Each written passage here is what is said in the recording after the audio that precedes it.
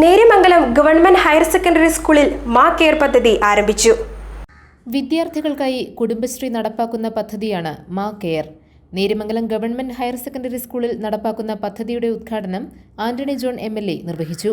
ഗ്രാമപഞ്ചായത്ത് acting president TH Naushad അധ്യക്ഷത വഹിച്ച ചടങ്ങിൽ TM Regina, PM Kannan, Soumya Sasi, Suhara Basheer, CS Aji, VR Manju, KC Anumol, P Ajith, Jameela Shamsuddin തുടങ്ങിയവർ പ്രസംഗിച്ചു.